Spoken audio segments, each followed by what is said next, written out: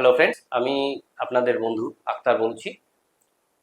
আজকে আপনাদের সামনে এসেছি আবার কিছু আলোচনা করার জন্য, অর্থাৎ স্টক মার্কেট নিয়ে। তো আজকে যে পরিস্থিতি আপনারা দেখতে পাচ্ছেন, অস্থির একটা ভাব মার্কেটে। মার্কেট ক্রমশ পড়ছে।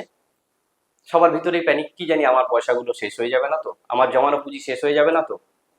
তো ভাবার বা চিন্তা করার কোনো বিষয় না, কারণ যখনই মার্কেট পড়ে তখনই আমাদের বেশি বেশি করে আরো মার্কেট থেকে ইনভেস্ট করা বা বিনিয়োগ করা উচিত। আমরা যদি বেশি বেশি বিনিয়োগ করতে পারি, তো সেই ক্ষেত্রে আমাদেরই আর্থিক শ্রীবৃদ্ধি ঘটবে। তো সেই ক্ষেত্রে আমরা বলবো, আপনারা মার্কেটের যে অস্থির অবস্থা দেখতে পাচ্ছেন, এটা আজকের নতুন নয়, এর আগেও বহুবার এরকম মার্কেট পড়েছে।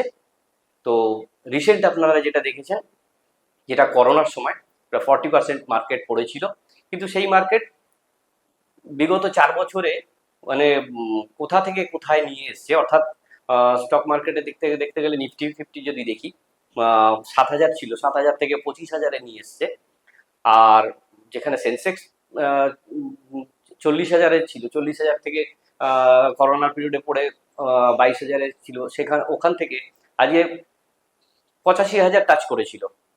তো সেই জায়গা থেকে আবার মার্কেট কারেকশন করছে। তো ভয় পাওয়ার কিছু নেই, এগুলো চলতেই থাকে, মার্কেটের একটা অঙ্গ, এগুলো চলতেই থাকে, আপনারা এতে ভয় পাবেন না।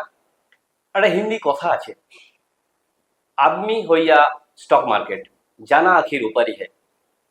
তো এই বলে আমি আমার বক্তব্য শেষ করলাম। Thank you.